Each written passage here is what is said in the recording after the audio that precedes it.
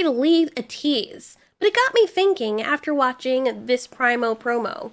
What if there was an alternate world, an alternate timeline, where Fang was killed? I know, it's painful, we all don't like to think about that, but what if that happened? What if Fang were to die?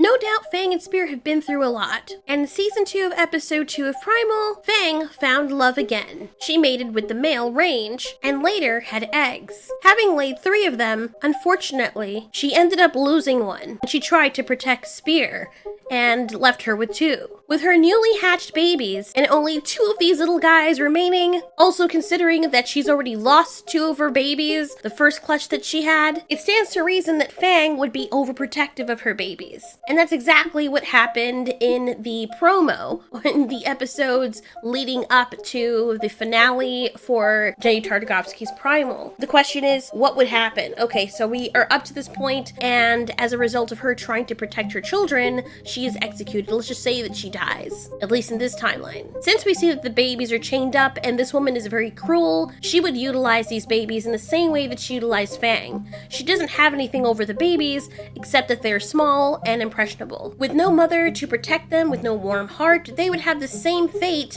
that Fang had, being stuck in a cage and forced to fight for the rest of their days. This woman seems to treat reptiles very cold as well, not seeing them as actual creatures and just a means to an end. Fang and her babies are not even seen as pets, but more so tools. In much the same way the people of the opposing nations would use their elephants. I would like to think that they are highly valuable though, because you can't just run and get another dinosaur at her whim when she wants. So I think at least early on, Fang's babies would be a bit valuable to the queen or empress or whatever she's supposed to be. She would feed them a lot, and she would put them through rigorous training starting from now. She would train them to be vicious, but teach them to fear her, subjecting them to painful, excruciating regimens. And if they were to test her, as all young dinosaurs I imagine would, she would quickly put them back in their place. A more sickening reality as the babies are chained up and they are beaten over and over again is that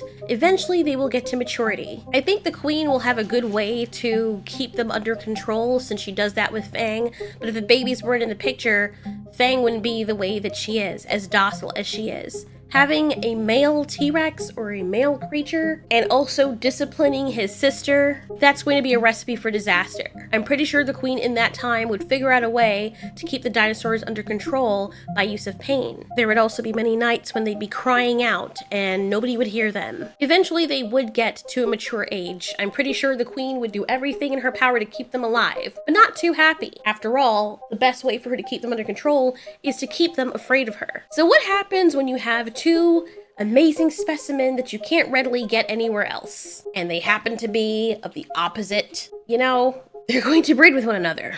The humans would encourage it, but I think in this case, even though in the wild creatures necessarily wouldn't choose their siblings as a first mate, if there's nobody else around and they are the only ones there and they come into that term of life, if you know what I mean, they're going to take advantage of it. As a matter of fact, the incest thing, that happens more commonly in nature than we care to realize. There's no morality when it comes to incest in the natural world, in the wild, where pets are, when they, or animals, sorry, when they leave their parents, they don't remember, like, you're my sister and you're my that.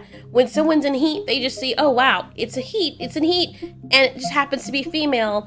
Smells like my sister, but she is a female and she's in heat. That's the way they think of things. I think in this situation, in this timeline, if these babies were to remain enslaved by this awful queen, they would end up breeding with each other. And I don't even think that the queen would have to prod them much for this. I think this is just something that would naturally occur. As a result, she would have more baby dinosaurs. And over time, she would breed them with each other as well. Having a whole bunch of inbred, very aggressive, and very broken tyrannosaurs is a recipe for disaster. And I think over time, she would make an army and eventually try to seek out more creatures like this. She would realize how valuable they are when it comes to fighting. She would make architectural arrangements in her stronghold to house dinosaurs specifically. And then as a result of her breeding all of these creatures, eventually, you know what's gonna come next, there would be fight pits. It's clear the queen likes to be entertained.